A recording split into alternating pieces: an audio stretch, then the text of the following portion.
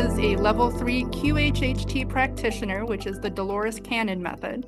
She's a psychic medium, a shaman, a master tattooer, and a business owner of Full Circle Soul and Tailwind Tattoo in Fargo, North Dakota. She's also a lifelong ET experiencer and has active intuition and psychic ability since childhood. She's also experienced many lifetimes on this planet and other realms in the galaxy through regression hypnosis. Her passion lies in helping clients discover all aspects of who they are through her many modalities in a judgment-free environment, guided by her fascination with the journey of the soul. And so before we welcome Ellie, I'm going to ask if everyone can please mute themselves, and welcome Ellie. Hi, everybody. So I am Ellie Maher. I am going to talk to you about the galaxy and different experiences in the galaxy through my own experiences and also my clients' sessions and the experiences that they have had. So let's get rolling. All right, so who am I? Just like Anna was so kindly to say, I'm a level 3 QHHT practitioner, which is a form of hypnosis developed by Dolores Cannon, and I'll get a little more into that as I go through here. I am from Fargo. I operate in Fargo. I'm a wife. I'm a mother. I own Full Circle Soul, which is Full Circle Soul, that's the name of my business here in town that I do my QHHT practice out of. I'm a soul journey enthusiast is what I like to call myself. So I actually see all of you as your soul journey. So anytime I meet anybody, that's typically what I tune into. So your experiences are not just here on this planet, on Earth. I have had my own experiences since childhood, which I didn't realize until later in my life. They just were normal for me when I was younger. And now I'm finally realizing what they actually were. So I'm a psychic medium. You all are, though. Everybody in here is psychic. You can tap into all of that within yourself if you ever want to. I'm also a shaman, and I have discovered a lot about that through my own regressions and that. But when I first discovered that about myself, I started realizing all of my other lives as shaman. So that is something that's really coming online for me right now in a big way. I'm also a master tattooer, which is funny that I'm ending with that in this slide because I've actually been doing that the longest in this life. I own Tailwind Tattoo with my husband, Aaron, and I have been a tattoo artist well, not an artist, I've been a tattooer in another life.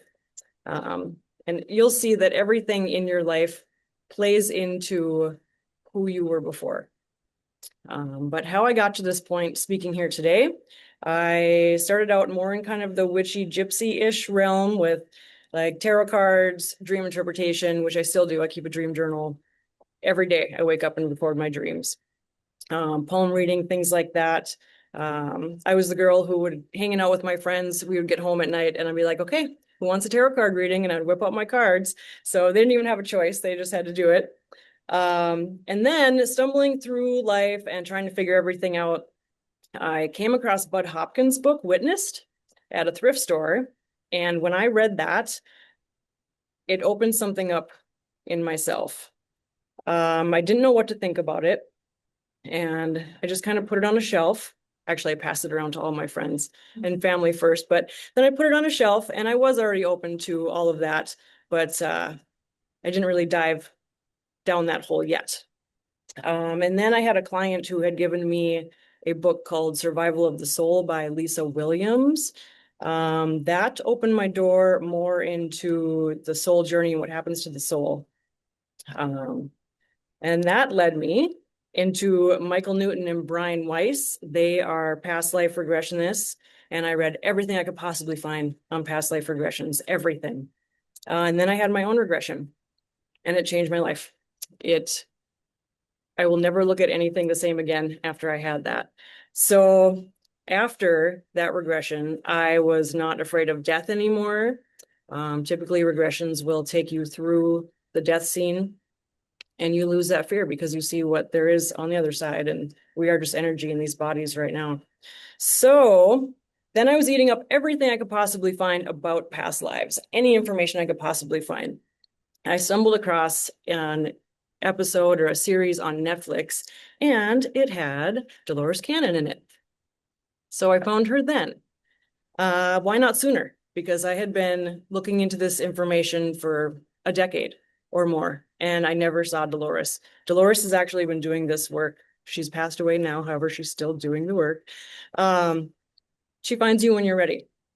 So I was kind of confused why I didn't find her before, but she found me when I was ready. And at that time, it was because my own experiences had started to come to the forefront for me.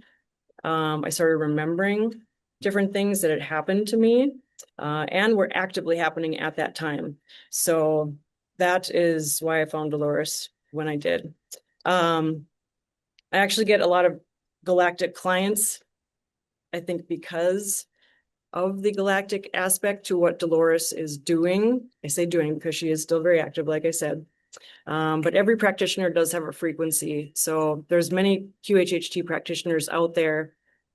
Everyone has their own frequency, and they kind of like we send out a little net of energy, and then whoever needs to grab onto that net will find that practitioner and come back in. But what QHHT is, it is a form of hypnosis, quantum healing hypnosis technique. It covers all of the existence on Earth, in the galaxy, everything. What happens is when I'm bringing somebody in regression, I bring you to the theta state. So there are 4 different states of consciousness: beta, alpha, theta, delta. So I bring you down to theta, which is where you are right before you fall asleep and right before you wake up. I actually feel that there's one more state of consciousness that is just not listed. Nobody probably knows that yet, but I think that's where we actually go. That's just my own theory, though. But it's all an energy. It's just a frequency. That's what QHHT is. How you can experience QHHT when I regress you, or if someone else regresses you, how you can experience it by going into your past lives or other lives, wherever you might go. You can experience it through a first person perspective, as in just like you're looking around this room right now with your eyes. You are inside the body of your other self, looking through the eyes of your other self. It's pretty amazing. Sometimes you can experience through just observing a situation. Sometimes it's just a knowing of a situation, but all time is happening at the same time. So that's how this is able to work. And you can sometimes do it with or without a body. Sometimes it's all just energy. Earth is not the only place you can go. So whatever your intention is when you set up an appointment or a session, whatever your intention is going into it, that is what you're going to get out of it. So contact through consciousness. If you set an intention of, well, I want to know what my other galactic beings are, chances are you're going to go to that life. However, you're going to see or experience what is going on in your life at that time. So if you come into a session and what's going on in your life is maybe dealing with marriage that is a little crazy, or a child who is acting up, well, chances are you're going to go to a lifetime that deals with that type of situation. So it's whatever your life is dealing with now. So let's say you had a regression 5 years from now. Well, wherever your life is at 5 years from then you'll see a set of lives that have to do with that time of your life. So the way that I understand it is that when your soul is created, and this is my own truth, this is just what I believe. When your soul is created, it goes and it splits off into 1,000 different fragments. Well, each fragment is having its own journey of reincarnations. So every fragment of yourself is leveling up. Well, when all of those frequencies end up matching after they raise up in levels, then you can come back together. Kind of like, I don't know if any of you have ever played in an orchestra or a band when you're tuning up ahead of time, and the frequencies and your tuning, the vibration, if it's different, it just doesn't match. So, and you can feel it. Just like when you go around people that you maybe have weird or strange feelings about, it's because your frequency is probably different. So who do you resonate with? So what we're going to talk about now is just the different things that are in your life right now. If you want some clues to your past lives, just start looking around. So one of my specialties, I guess, right, is trying to figure out what tattoos you have. How does it pertain to your past lives? So, for instance, let's say that, and every tattoo does tie into a past life, whether you know it or not. Let's just say in this life you got a cherry tattoo because your dog's name is Cherry. Well, you maybe have had a past life where you were a cherry farmer. So some things you don't even know right away, and you can figure it out later. You understand in this life why you're getting that tattoo, but in past lives, it's all connected. So sometimes there can be more than one life connected to one tattoo also. So of course I had to start with tattoos just because I've been doing that for 25 years and I see the links now. My own tattoos are still the same way. In fact, sometimes I will realize what one tattoo means for myself. And then 6 months to a year later, I will find another meaning that ties also into that same tattoo. So those things can happen.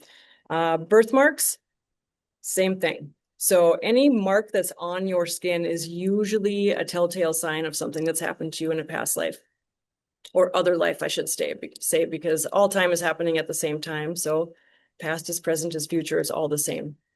An example I like to use of this with birthmarks is my daughter. So when she was born, she had a hemangioma on the top of her head, which was a flat red spot. And then as she grew older, that spot matured and went away. Well, I was curious where that was from, and we don't do QHHT on children. I should say that. It's 18 and over. You have to want to do it yourself. But when I regress my husband, we can find answers about our children. So what we found out about my daughter was that she actually had a life where she was sitting at a kitchen table, and this is a long time ago, like centuries ago. But she was sitting at a kitchen table and someone had brought over a pot of food and they spilled it on her head and she was disfigured, actually. So in this life, she was still holding on to that trauma of having that experience. Now it's not affecting her in this life and it's hidden in her hair and now you can't even see it, but that's where it came from. Moles are the same way. So with moles, or freckles, I guess if you want to call them freckles. There could be constellations, different things marking different places on your body. I had one woman come in, she had what looked like a snake bite mole pattern on her hand. And that is exactly what happened. She found out she had died from a snake bite. And that was the reminder right there on her hand. Places that you want to go to, or maybe places that you want to stay away from. Are you a beach person? Do you feel the need to go to Thailand? Are there different places that your soul just needs to get to, you resonate with? But also on the same side of the coin, or different side of the coin, sorry. Where do you not want to go? You know, did something happen to you in a past life in a location on the planet and you do not want to revisit that? So you're going to stay away. So pay attention to those things in your life. Different styles of architecture. That'll tell you what parts of the country or the world that you're drawn to. Or again, maybe not. Maybe no house. Maybe that's the other side of it too, where you just don't even want to live anywhere. You want to be a nomad. Well, maybe you were. Victorian era, medieval era, Viking era, like what time periods are you drawn to? Chances are there's a connection there also. What feels familiar to you? What kind of job do you do? So like I was saying, I am a tattooist in this life. I was a tattooist in another life, but that was on Easter Island. I was also a shaman on that island. So just pay attention to the things that are around you. My husband, he is big into sports and he has ESPN on all the time, constantly. Well, come to find out, he was actually a sports photographer in another life. So I just let it slide. So let's see here. So what types of lives can you actually go into? So I was just speaking about human body lives. They are not always human body lives. Sometimes you can be just energy, and that would be colors, vibration, frequency, the in-between of lives. And that is also normal. We have all been in that place as a soul at one point in time or another. That's typically where we go to in between lives. You can be a rock, a mineral, water, etc. The rocks are actually kind of nice because it's a resting life. So sometimes you can come off of a big, heavy life and you just need to rest. Well, rocks, that would be a pretty awesome thing. You can just sit there and observe and nothing's going to bother you. So there's still a purpose in it. Trees, plants, flowers.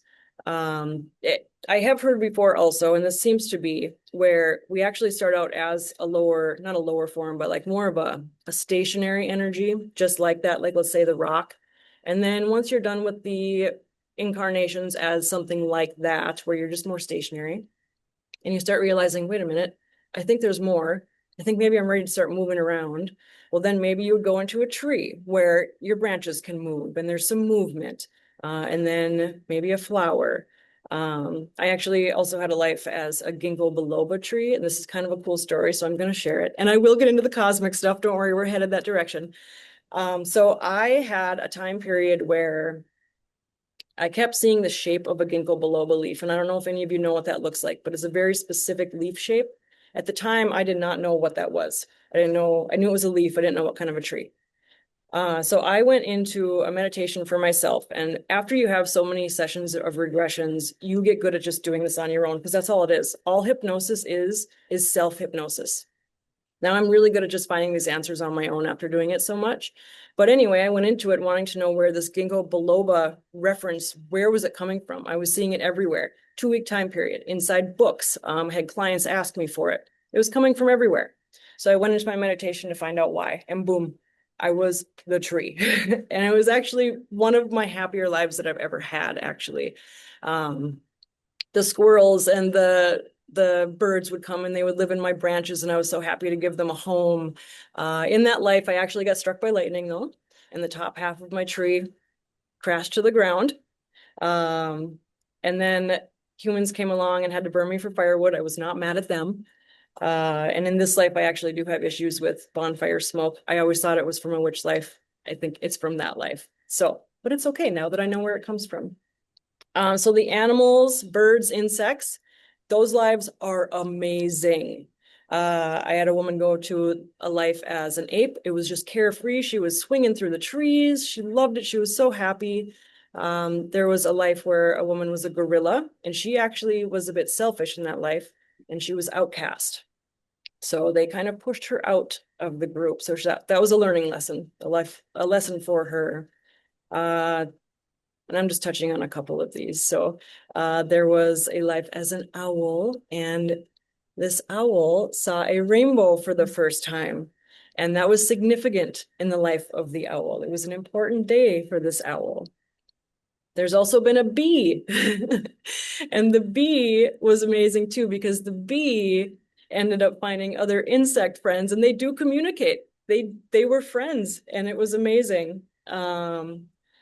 There's a dog story. I'm just going to touch on this real quick. It is an important one and one of the more unique cases I've ever heard, where there was a man who was murdered, and in this current life, he was not murdered. Okay, in this current life, he was married.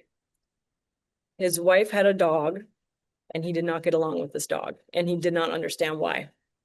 Well, he goes into a life, and we just kind of filed that away. We didn't know what was going to happen with that. So we go into the session, and he went into a life where he was murdered.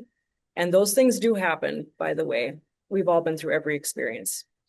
But he was murdered. Well, it turns out that the soul that's in his dog, his wife's dog, was that man who had murdered him. And it was the way of the karma to make up for it in a short time period. So he was essentially kind of like his prisoner almost in this life, in a sense, because the dog obviously had to just live it out. But that was pretty interesting. So yes, and humans from all time periods, every era, you name it, I have heard it. Nothing surprises me anymore. It is all fascinating, and it's all meant for a reason. Everyone has a different soul journey. Okay, and then there's the galactic beings, all areas, all dimensions, all situations. It is so vast. The universe is so vast. We have to experience everything from both sides of karma. So you have been the good person. You have been the bad person. It makes us a well-rounded individual, right? As a soul. You have been a male. You have been a female. You have been every gender. You have been everything. You have had to play the bad guy before. Sometimes the bad people that are in your life right now, let's say, everyone has that character in their life, whoever it may be. Well, when we come in, we choose our journeys. So you make a life plan before you come into this life and you plan it all out. Well, that means that everyone that's in your life is also planning that out. So let's say you come in and you say, I need to know what being alone feels like. Well, then that person in your life might say, okay, I'll play that bad guy for you so that you can learn that lesson. So they're not necessarily a bad guy in their soul. They just chose to play that role for you. So it's kind of a different way of looking at things. It can help if you're dealing with heavy situations and heavy people. Deja vu. I believe that deja vu is just that memory of viewing it again. So before you come into your life and you plan everything out and you're watching the whole thing, you literally watch your whole life before you come into these bodies. Well, when you have deja vu, you're seeing it again. So every time you get deja vu, it is the confirmation that you are doing exactly what you came here to do. So it's a good thing. Every time you get deja vu, the more often you get it, means you're on the right path. Even if it's a hard one, you chose it. We do have free will also, though, so you can veer off of your path. If you veer off of your path, you do tend to get back on it. You will have things that will weave you back onto it. And if you don't, you're going to have the opportunity to do it again. You can always come back. Your gut feeling is the most important of all, though. So follow your gut. That's your higher self. We all have a soul family. So you will reincarnate with the same souls in your soul family in every life. But okay, we're ready to talk about some galactic lives. Let's do it. Okay, so I'm going to start with the planet makers because I really didn't know where to put them. This would be more of an energy than in a body. They can be from different galactic areas. They have different specialties. So you might have one that is more in charge of the atmosphere on a planet. You might have one that is more in charge of like the water on the planet or the different elements on the planet. But they are responsible for putting things here. Once they are seated, once they do put things on a planet, they do continue to come back and they check on things. And they can be doing this in multiple places in the galaxy all at the same time. Plant life, animals, atmosphere, all different beings from all different places. So Earth itself, we have been seated here from many different places, many different races. Yeah, it's pretty cool stuff. Okay, the Greys. I got to start with the Greys, right? Everyone knows the Greys. So now this information, keep in mind again, this is what's come through my client sessions. So this is not coming from me. This is not coming from research online. This is literally just what's coming through my client sessions. And I get many different clients all saying the same thing. So, and you also see the mantis standing there in the middle. The goofy picture on the screen, though, disregard that. That was from AI. Okay, so what I come to understand through what my clients are telling me, Greys are just bioengineered biological robots. They're kind of like the worker bees.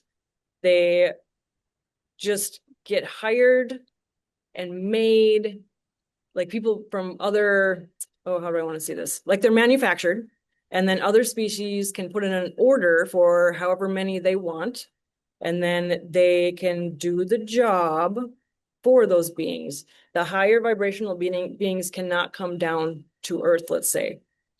This is a low vibe place. So these higher vibe beings will then get these Greys to come down for them to do the work.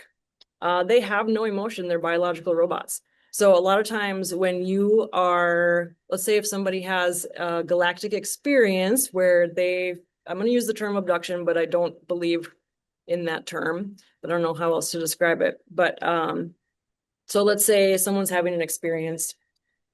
The grays are typically the ones that will come down to get you and bring you up. Well, the reason why a lot of people have fear around that is because these these little grays are not giving you any comfort. They can't, they don't have it. But usually once you get up to wherever you need to go, wherever they bring you to, it's fine, because then you're with the beings that actually wanted to be around you. They wanted you. So then you go back up there, and then it's fine. So that's why the whole gray phenomena, I believe, is kind of scary for people, but it really isn't. They're just there to get the job done. And it's all a vibrational thing. So it's higher beings just hiring these biological robots in a sense. And honestly, if that is happening to you, if you have active experiences, it's all part of your plan. So nothing is out of the ordinary. Nothing is unplanned. It was part of your plan to be a part of that. That's just my understanding and what my clients talk about too. And if you want to start remembering your experiences, just ask. Just start asking. Like, that's all you have to do. And then you will start remembering if you're supposed to, but you have to go into it without the fear. Because if you're still fearing, then you won't be shown anything. You will protect your own subconscious also. So with these grays, I have seen often in my client sessions too, where the mantis is kind of teaching them. So there's a whole bunch of them in a setting and the mantis is there instructing them. It's almost like a school situation. Clients describe being almost in like a room where everyone's doing the same thing. And then when they're done learning for the day, whatever they need to learn, because they are biological still, so they do still have an element where they can still learn. But where they would go to after they're done with that, they would go to almost like a barracks situation. And then they would just turn off. So it isn't like they even go to sleep. They're just like, okay, I'm going to go here now. I'm going to be done for the day. And then the next day, they would go and do whatever they need to do again. I have seen these grays checking on evolution of the planets and collecting data. They're great for that too.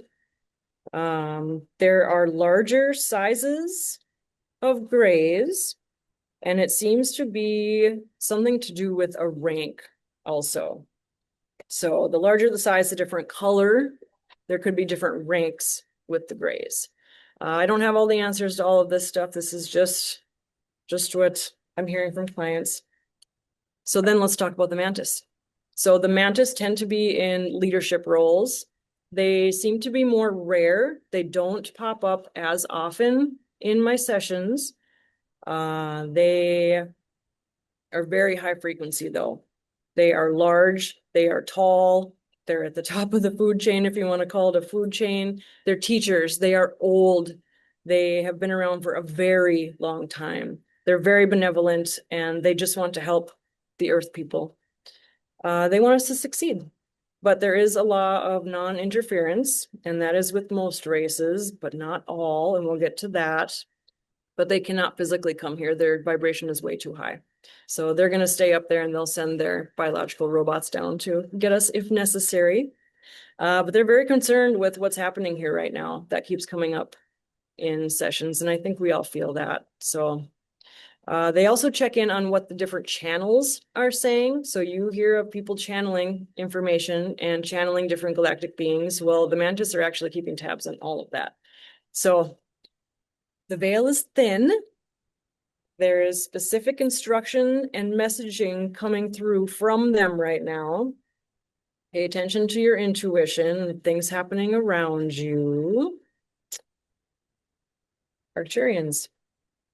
So I don't know if any of you saw Scott Walters talk at the MUFON meeting, but there was a lot of truth to what he said.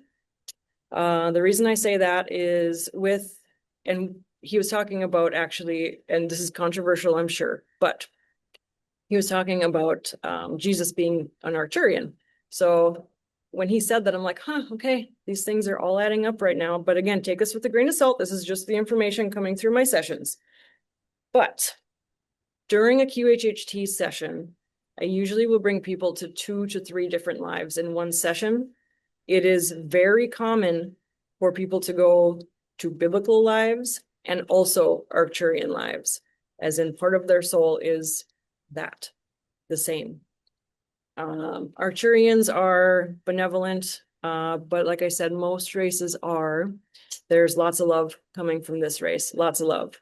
They typically have blue skin. However, you see the picture of the little green and the blue on the bottom there, but they typically have blue skin. It was described to me as having elongated heads and faces, human-like features though, big eyes.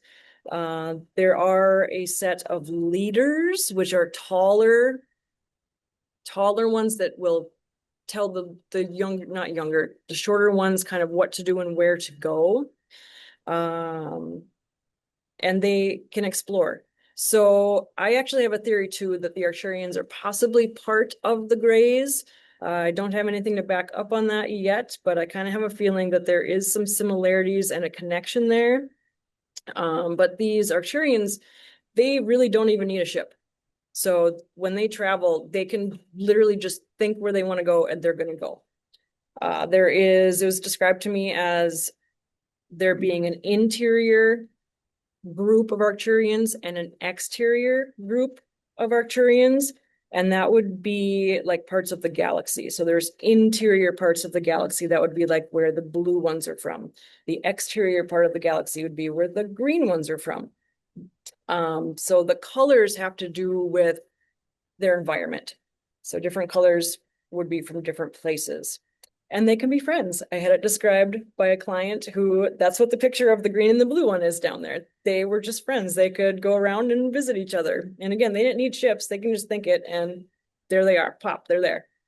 I had a client who really liked that type of life too, because these leaders were kind of telling him what they had to do and they just went and explored, and he didn't have to make his own choices really. He could have his leisure and just kind of going around, but he didn't have to make any hard choices. He was told where to go and he liked that. It was kind of a resting life for him, but he also had the choice of having the friends and being with the other beings in his race.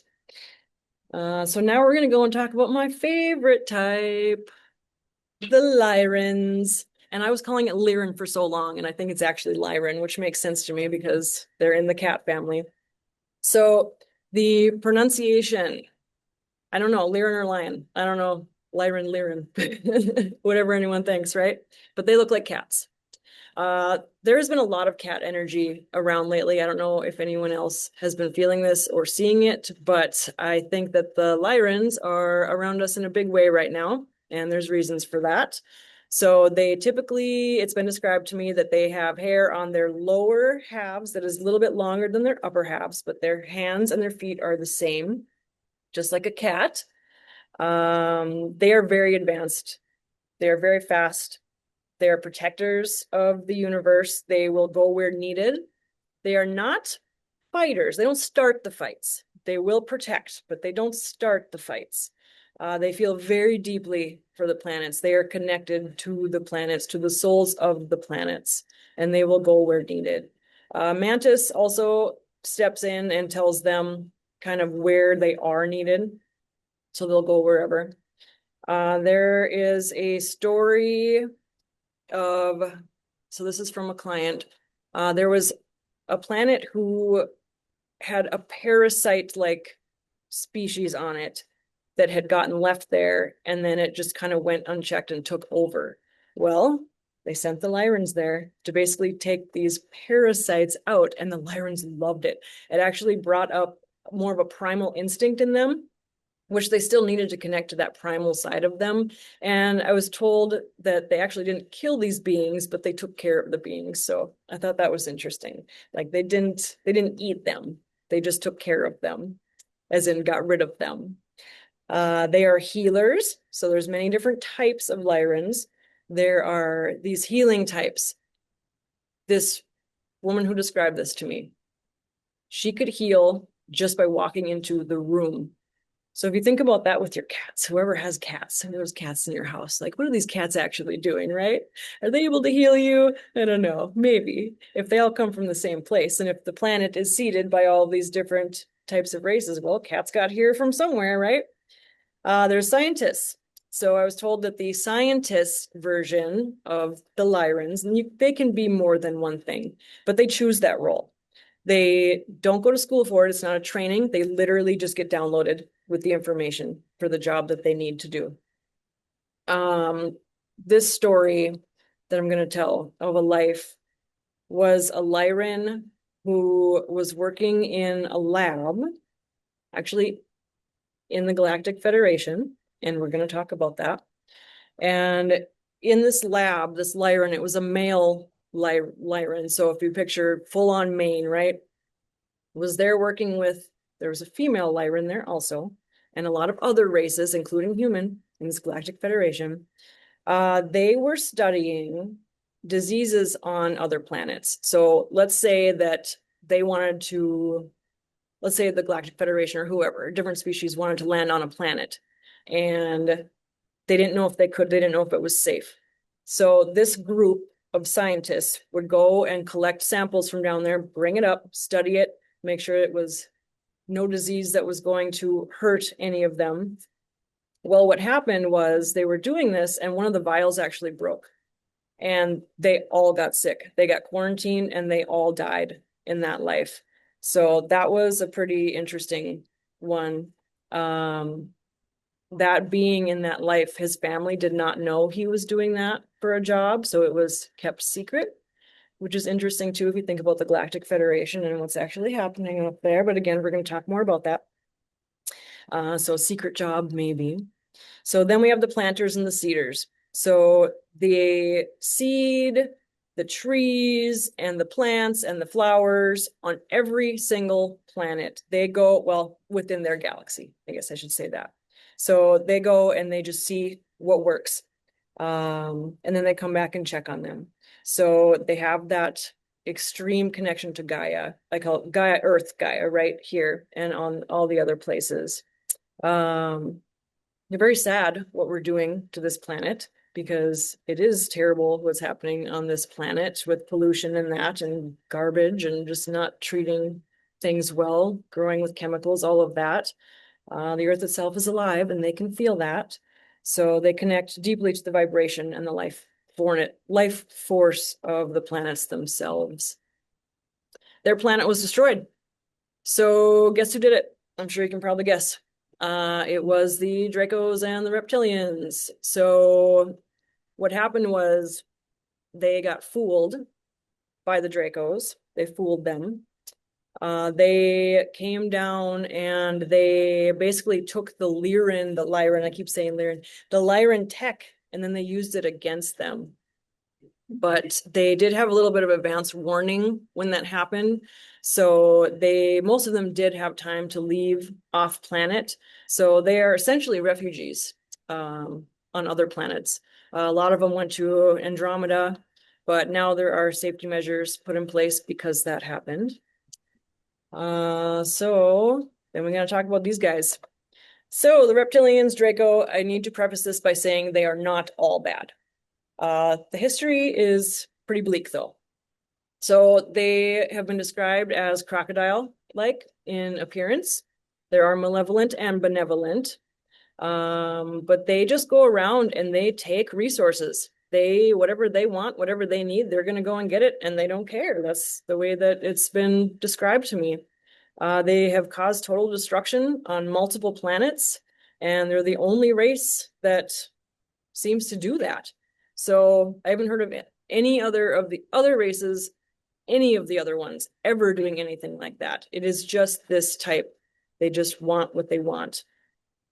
So some interactions that I have had my clients go to with this. One was, you see the pyramids in the background there.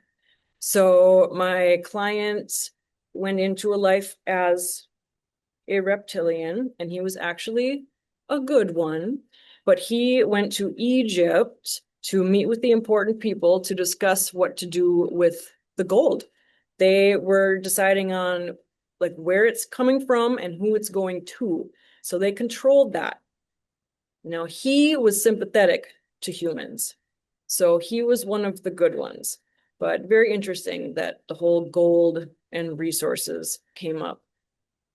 This next life I want to talk about is a client who was in more of an amphibious life. It was an underwater life. Now, he was not reptilian. This was an interaction with reptilians.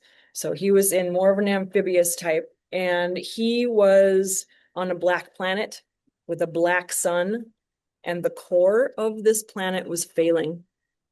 So another being brought in this energy sphere that they had under the water to keep the core of their planet going. So they were gifted this energy sphere. But these amphibious beings, they had to mine for minerals to put into this energy sphere to basically keep it running. Well, guess who came and took the energy sphere? Because they wanted that planet to die, because they wanted the minerals that were going into this to keep it going. They wanted the minerals.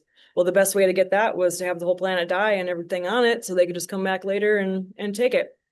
So what this client actually witnessed was the ship, the reptilian ship, pulling up above the water and pulling the sphere out, and they are devastated. They know that it's the end of everything for themselves and they can't do anything about it. They didn't even know that there were other beings in the universe. They were just in their own place.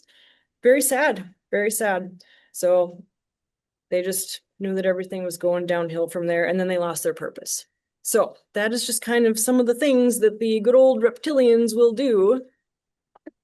Okay, Galactic Federation time. So Star Wars, who's seen it? It's pretty accurate.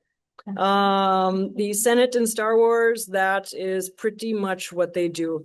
So they have monthly meetings, and there are many different races and species from the different quadrants, and they send their people to these meetings and they discuss.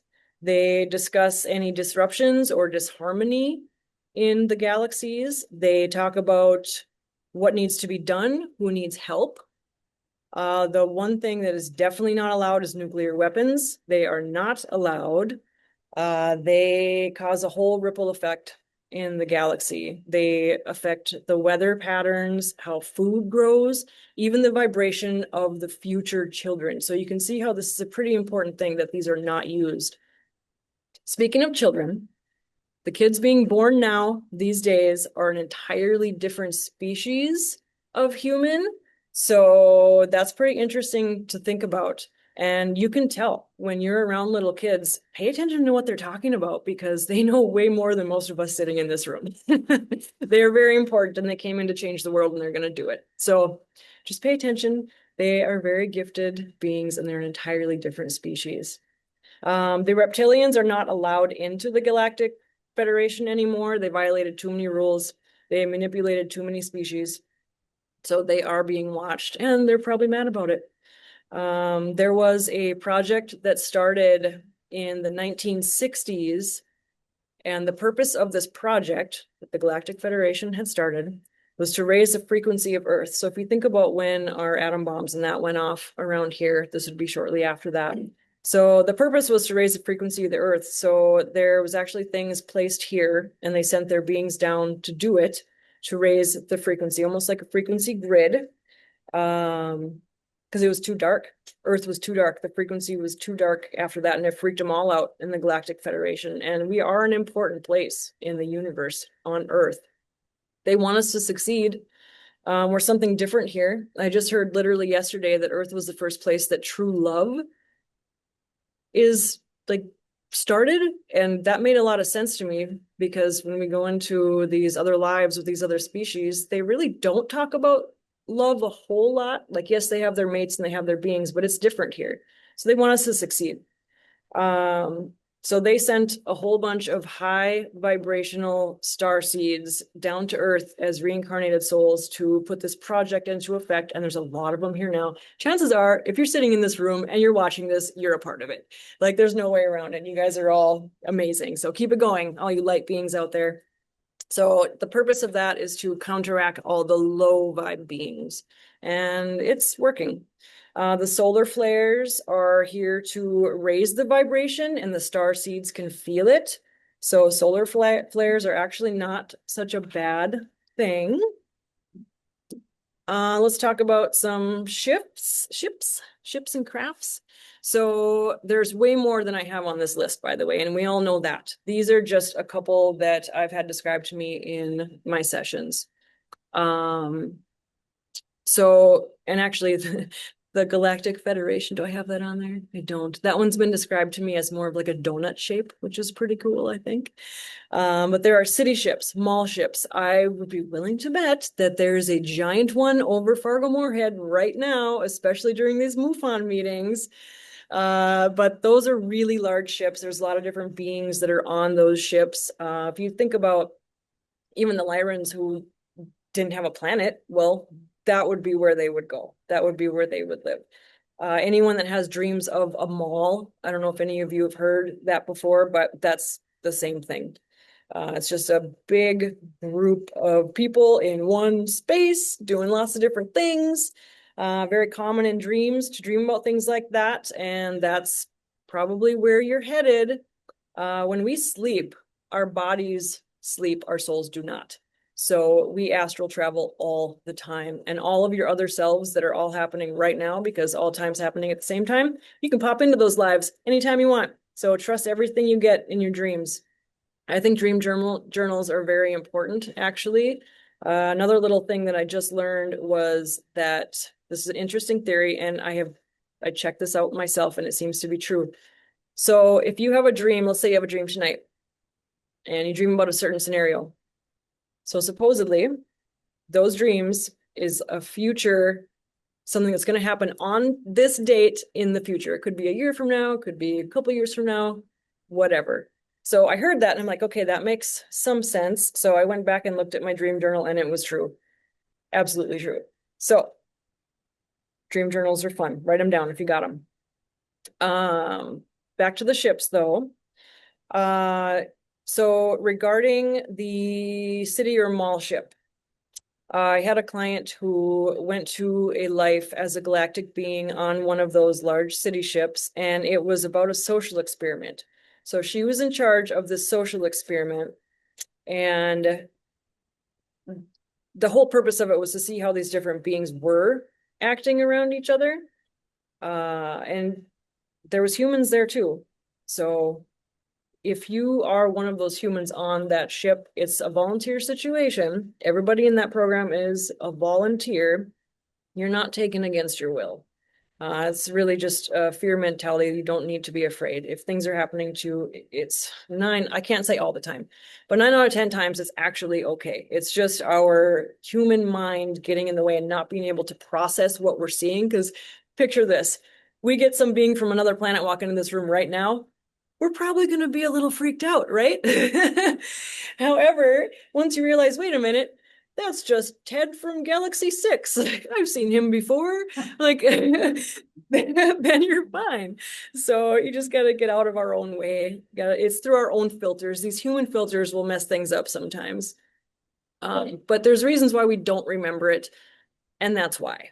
Because if you did remember all of those interactions and all of those other places, it would probably change your trajectory of what you came here in this life to do. We still have purpose in this life, things we need to do here on this earth. Okay, back to the ships. So the smaller mission craft capsules, so typically those are just the smaller ships that go from those larger ships. So anytime they need to go on any smaller missions by themselves or with a small group of people. However, it has been described to me that the outside of the ship certainly looks smaller than the inside of the ship, so there can be way more inside of there. They are typically powered by like a crystal type situation. Telepathically, they can control it with their mind. There's some hand energy that they can use too. The pointy nose ship, that one is more of a water type, so sleek, no drag. So water planets will have ships like that. I don't know if you've ever seen the movie Flight of the Navigator. That was from when I was a kid. But anyway, they had a pointy shaped ship in that, and it wasn't necessarily a water ship, but that's what I picture every time I hear about this type of ship. But they were very fast. The diamond type, dimensional. They don't fly. They pop in and out of dimensions. So a lot of ships do actually do that. So that's my theory also. And this whole MUFON thing is fantastic because we hear about different things in different ships, right? And if we're looking up in the sky and it's right here and then it's on the other part of the sky, well, it could be popping in and out of dimensions also. The ship that I've had experience with in this lifetime was a diamond ship. So sometimes there's no ship. So just like I described earlier with the Arcturians and the Greys and whatnot, but they don't need a ship all the time. They can just pop in and out. Those, I mean, they can explore the galaxy. Consciousness for travel. What we do when we sleep, we go. You know, we don't have we don't have a ship parked next to our bed that we're gonna hop into right when our eyes close. Like consciously, we can go. So you can create anything you really need to if you're doing it anyway. Like you use what you need to use. These other beings are using what they need to use. And the different types of the shape of the ship determines their function. Yeah, craft. That's interesting.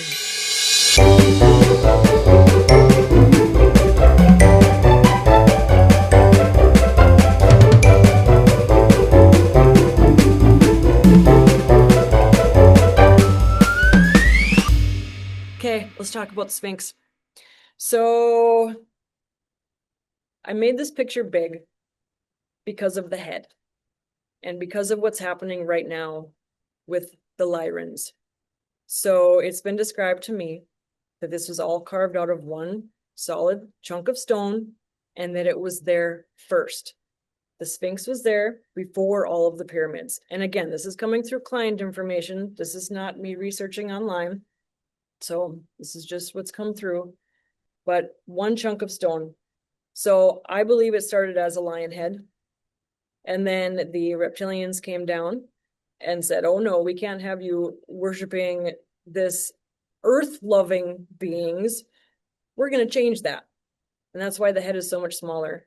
And being that it's one chunk of stone, they didn't cut off and put a new one. They had to chisel away with what was there. So they changed it. It was described that it was actually carved by seafaring people. And I have seen this in my own regression. The Easter Island life actually was seafaring people that made it to that island. I believe that they are all the same.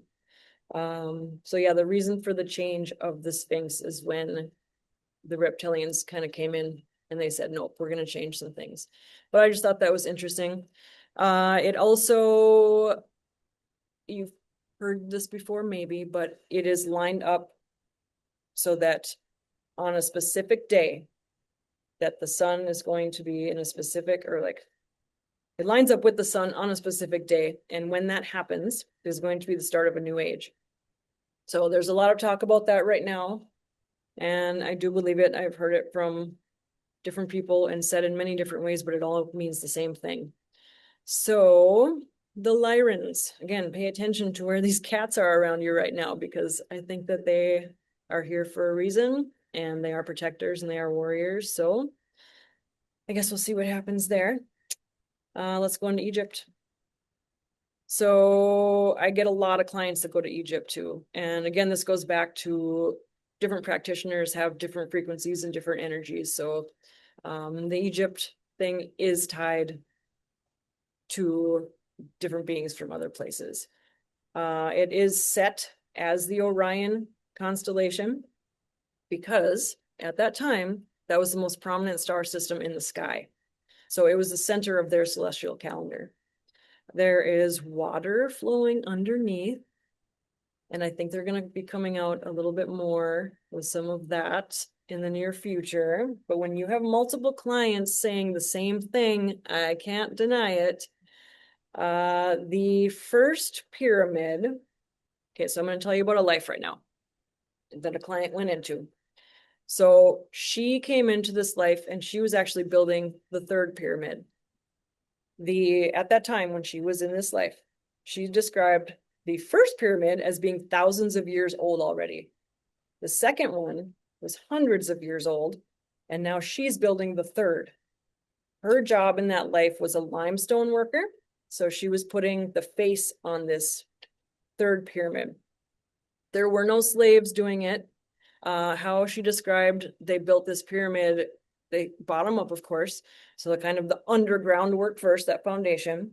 And then as they would go up, they would build this earth ramp around it in a spiral, and then they would build the structure of it. Well, once they got up all the way to the top, then that was her time. She would come in and put the limestone down and go top down. And then as they would go down, they would take the earth ramp apart. So it kind of busts a couple theories where, you'd like to think that these different galactic beings are coming in and like floating stones in place. And maybe that was the case with the two prior to that. She's just seeing the one that she's building. So I guess that could still be a thing. But she said it took 36 years to complete that third pyramid, which was 6 years longer than it was supposed to. But there was a crack in the foundation or the limestone. I can't remember which one, but there was a crack they had to go back and fix. So that took 6 years longer than it was supposed to. But she described it as glittering and shining in the sun. It was a magnificent thing. And they all were when they were done. And it's so cool when you hear clients talk about this because they're in it. I mean, she's there. She had a family in that life. Her sons were also limestone workers. So she carried the trade down to them. And it was a really important job because it brought them higher up in status, and they had more of the things they needed in that life because of that. So a meeting place for the star beings, that has been described also in the top of it. So now the session I'm thinking about right now is different than the one I was just telling you about with the limestone, where this client was in the pyramid and was visited by different beings who were wearing the masks of Anubis and the different Egyptian gods. So it's a meeting place. And I believe that was way before that third one. Lemurian Atlantis, we got to go here too. So I believe that they existed at the same time. I believe that Atlantis was ground, Lemuria was underwater. I tend to get a lot of clients that go to these places also because I believe that they are all connected to the galactic beings. Mount Shasta is tied to Lemuria, and Lemuria is actually connected to mermaids. And yes, they did exist. They do exist. There are many people who go to those lives. I know that sounds crazy, but it's a thing. And then also, I'm going to throw dragons in there. So mermaids and dragons, they are also a thing. I don't know if you guys have seen dragons pop up a lot lately, whether it's online, whether it's books, but they are coming back in a big way right now too. And it's tied into the Lyrans.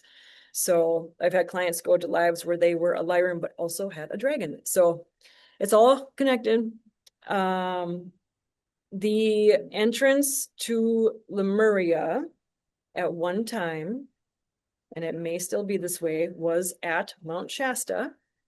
Mount Shasta is very connected to crystals, and there are Lemurian crystals out there. I don't know if you've heard of that, but supposedly the Lemurians, when they had their cataclysmic event happen, which was described to me as being attacked by the reptilians, they destroyed it all.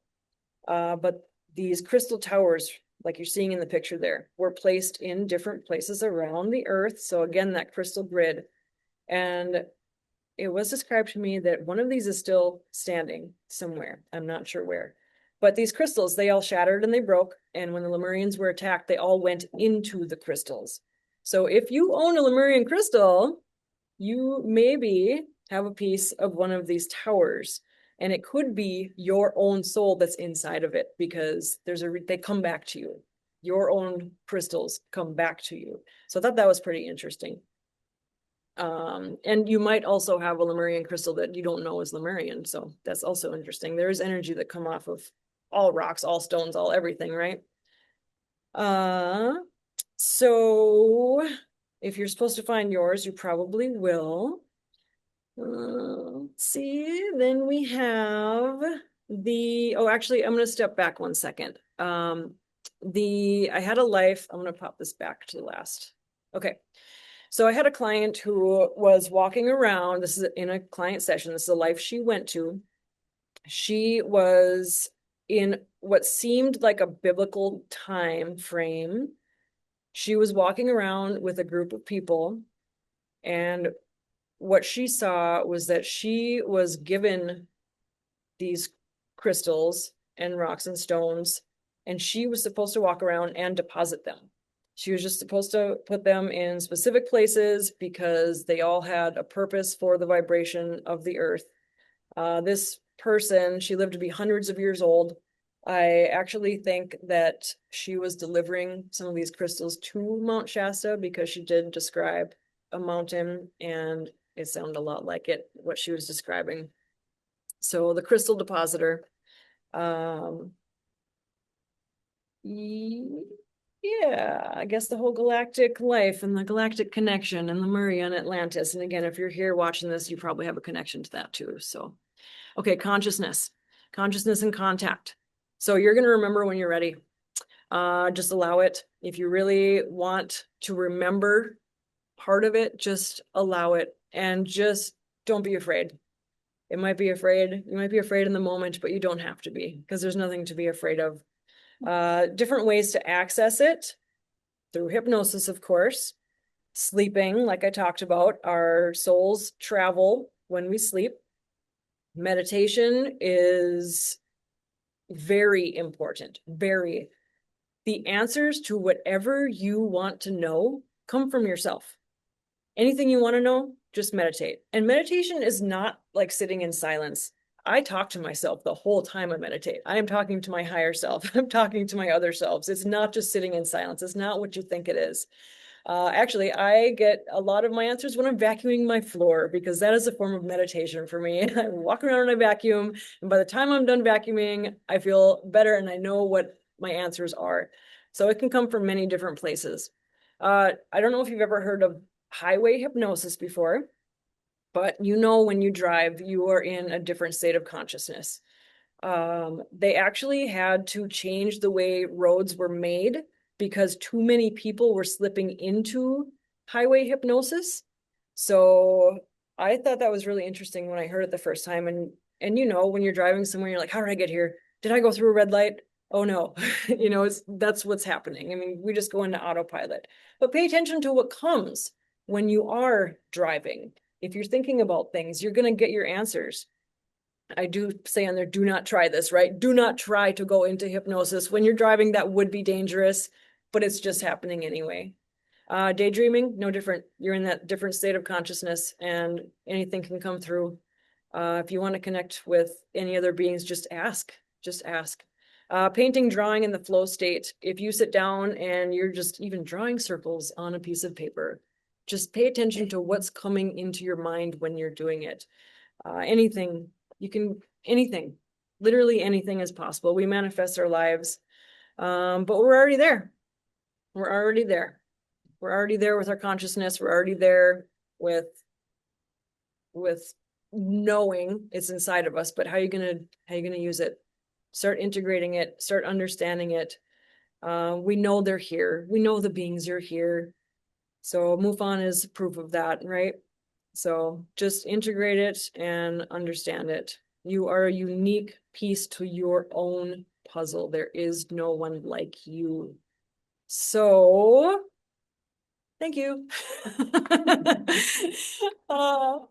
And you can find me in those places. There you go. Hey, Ellie, thank you so much. It's really interesting. I've had past life regression hypnosis before. And I'm sorry, 1 second. I got to turn the volume up here. No, it was my fault. I wasn't holding the microwave in front or the microphone in front of me. Sorry. I had past life regression hypnosis done on me before, and it was really interesting, fascinating information.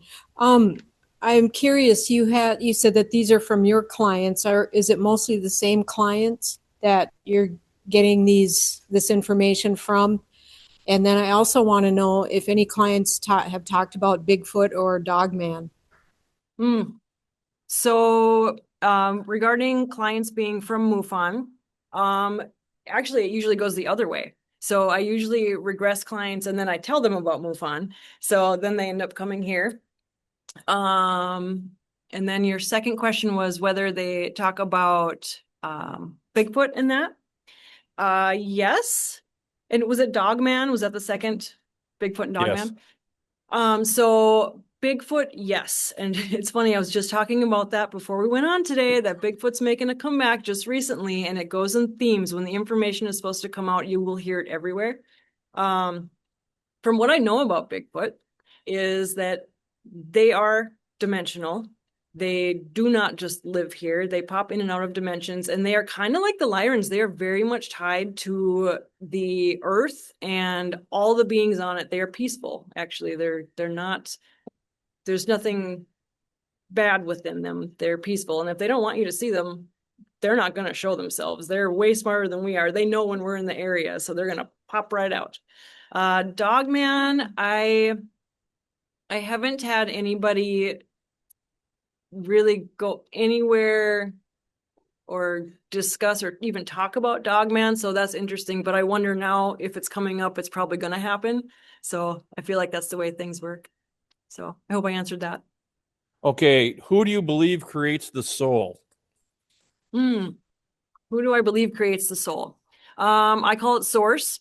I don't know that we are supposed to know that yet. I think that what I was saying about how when your soul is created and then, it splits off in all these different fragments, I believe that when our soul all comes back together, when all those different pieces and fragments of our soul finally come back together, when they've all resonated at that same frequency, then we go back up to source. And from there, who knows whether we decide to do it all over again, whether we stay there, whether we become guides, or really, who knows? The jury's out on that.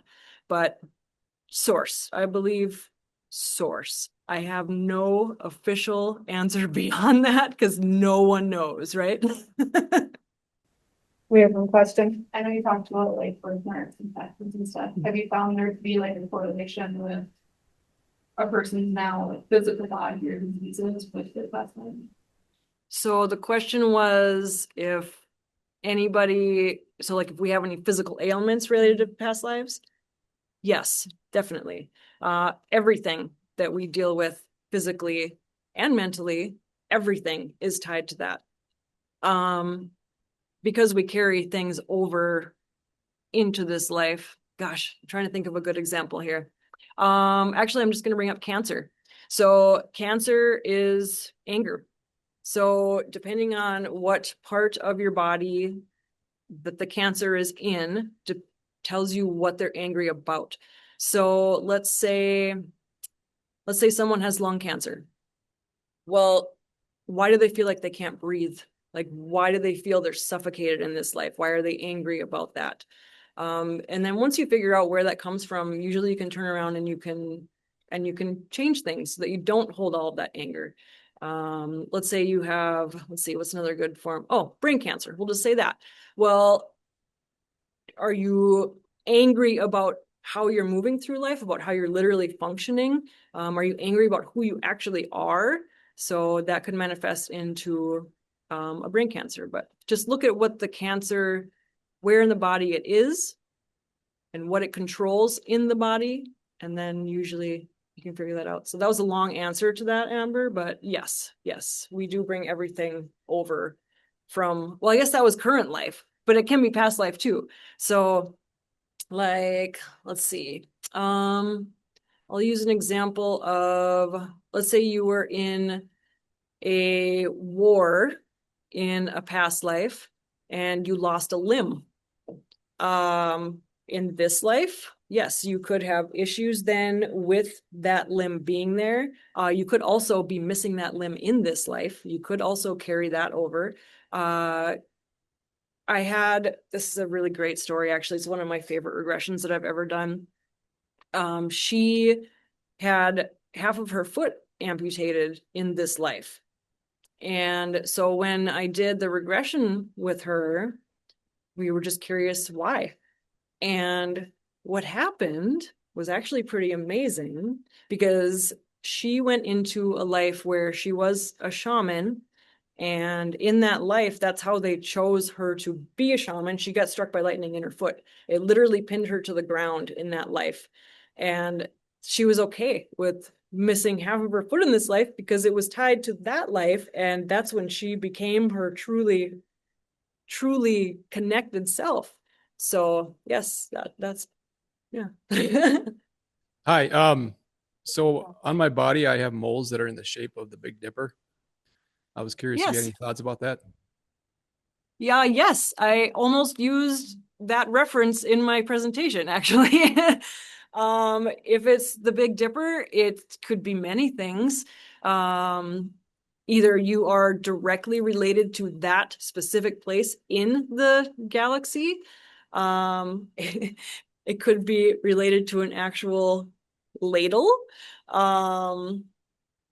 Where on your body could tell you something about that.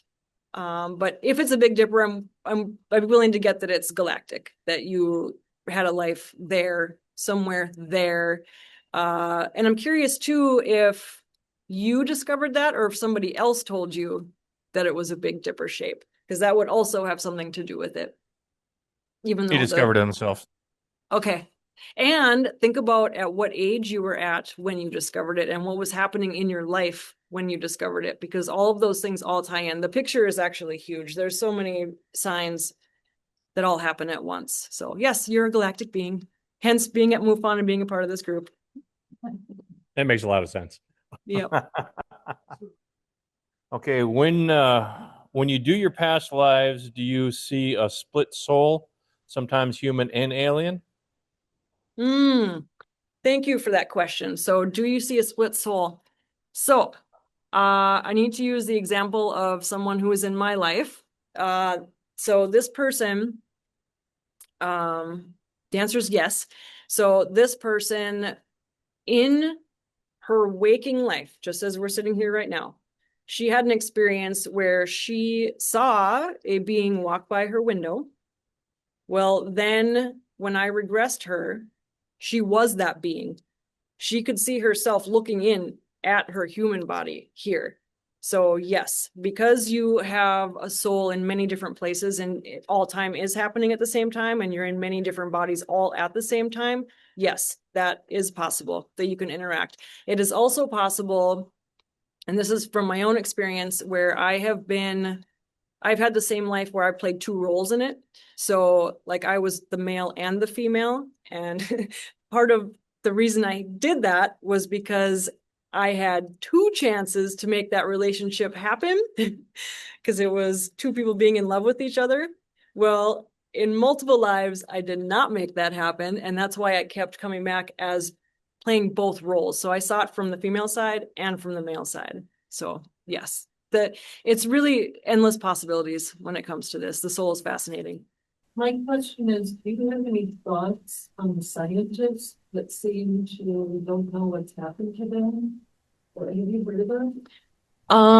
They're very high level insecurities. Like the FBI doesn't even have the clearance to know what they know. And Major General, he had been retired 17 years, but he worked at Wright-Patterson where there was some alleged UFO. I just wondered if you had any thoughts about it's like over 11 of them. Is it a coincidence? Is it just Sure. So the question was, do I have any idea what's happened to the scientists that are disappearing?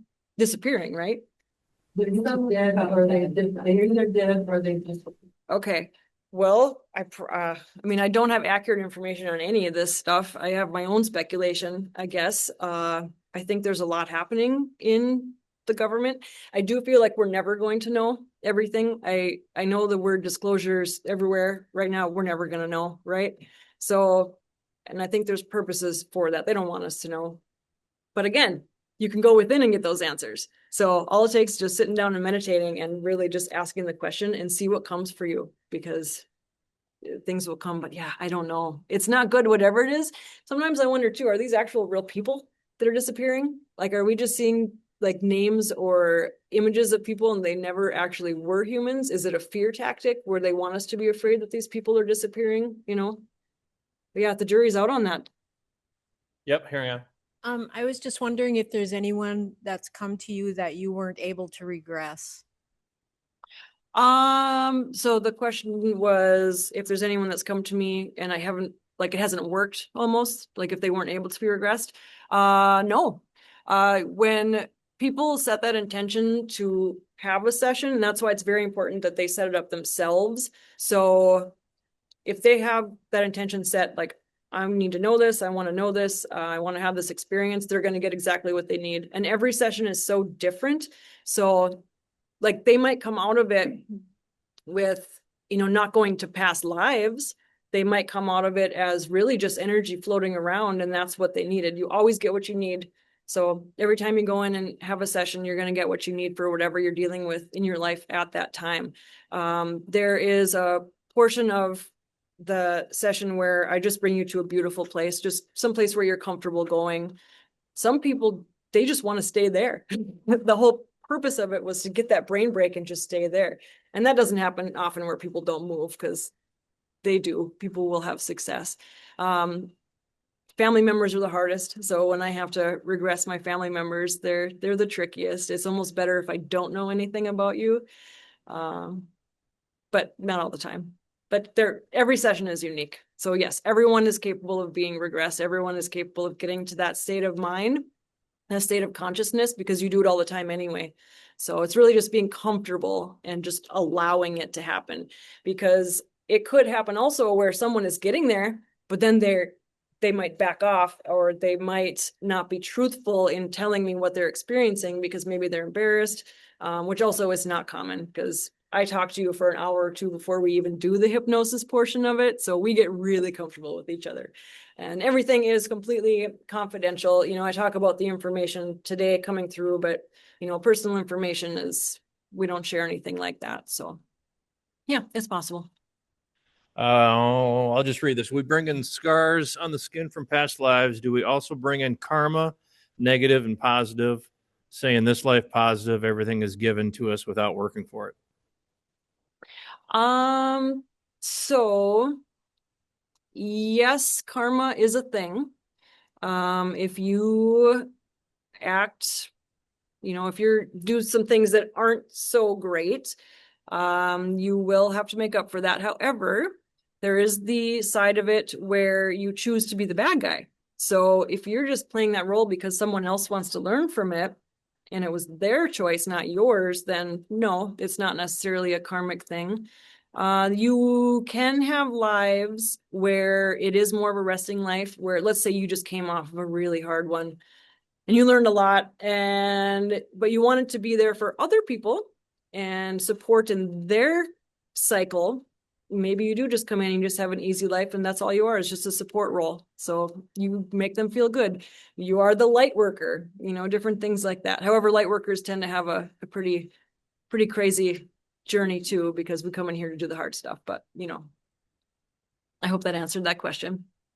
I hope so. All right, Fargo. Yeah, I heard that you said that a lot of your clients present graves of bioengineered beings sent down to retrieve down to lower dimensions to retrieve material of people. I from what I've read and from what I've heard through my investigations in ufology, some of the first accounts of graves were like Roswell, and then but I'm not aware of any sightings or planned abductions or whatever you want to call them before that. So why weren't graves seen or publicized before, like 1940s, early 1950s?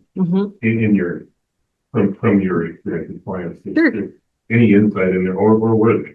So what Paul was saying was, why wasn't there any documentation, or why weren't the grays here before Roswell? So the atom bombs, I think that I don't think there was a need to really have them show themselves at that time, or before that, because humans we weren't destroying ourselves fully before that, and then they had to step in and they had to do something. So that's my theory. They've always been observing and they've always been there, but then they had to make their presence known at that time because of the atom bombs and what was happening there. Everything was starting to ramp up and head in the wrong direction. we're still headed in the wrong direction, except for all of us right here now trying to back it up. Ellie, speaking of vibrations, what do you believe the words light, sound, and frequency mean to you? All the same thing. I think light, sound, and frequency are all the same thing. And I can throw color in that mix too, because I think that is also part of frequency, light, and sound. But yeah, I don't have any scientific information about that, but frequency, vibration, yeah. If you can feel it, it's there. If you can see it, chances are you're also feeling it. Sound, you can hear it, you're feeling it. So it's kind of all the same thing. So going along with what Paul said, there seems to be more reports of UFOs on nuclear bases. So what are your thoughts on that? So thoughts on more sightings around nuclear bases? Absolutely. They are taking note. And it goes back to the Galactic Federation, how nuclear weapons are not allowed. So they're just making sure that that doesn't happen again. Sometimes they will take things offline, and we think they're still online, but they're actually offline. So I think there's more precautions being taken than we even know about. But yeah, they're very much aware. Would they intervene? Yes, I believe so. And I think at this point in our evolution as humans, some of us are headed in the wrong direction, and then there's others like us who are headed in the right direction. So I think that the balance is starting to get better, where hopefully we don't even get close to actually hitting that button. Different things would happen on Earth to prevent that in general. But yeah, I do believe they would step in. Because I think they have to, because I think if Earth ends up doing something like that again, oh my gosh, like the galaxy does not want the ripple effect to go out there. All right. If you contact the Galactic Federation, so other alien species, would they be able to stop the ending of the Atlantic meridional overturning current from collapse? Thus, this ending would be detrimental to the human race. Well, I think that the Galactic Federation is handling everything awesomely. I think that that's in their hands. I don't think they're aware of all of this. I mean, they're aware of us having this conversation right now, so they're able to tune in and find out what they need to find out. So I don't think it's anything we have to do. There are some, like those of us that are a part of the Galactic Federation, not in our human forms. It could be your other forms. It could also be human. I mean, humans are a part of it, but there's probably a small handful, but they're all taking care of it. Whoever's doing any of the work in the Galactic Federation is taking care of it. So I don't have the inner workings of what they're literally discussing right now and what's in their meetings, but Earth is a big topic, and they're going to make sure that we still exist. They're showing so much interest in the world. What are they doing, or what are they going to do with all the evil and the hateful people trying to destroy the world? Well, that's a good question. I don't believe, well, man, there's many different levels of that question. The whole New Earth theory, a divide in dimensions, the people who have that mentality may be going one place, others that have more of a lighter side of things, maybe going to a different place dimensionally. I don't know. Truthfully, I don't work with that. Like, I don't work with any of the hatred or the darker beings. I just don't. They don't come to me. I think the net that I cast is all for light and how I can help these light workers to shine brighter. So I think there may be other practitioners who deal with that type of client. But I foresee good things coming, actually. So I think the ones that live in the shadows can stay under their rock. I think the ones that are light can step more fully into the sun. So thank you so much, Ellie.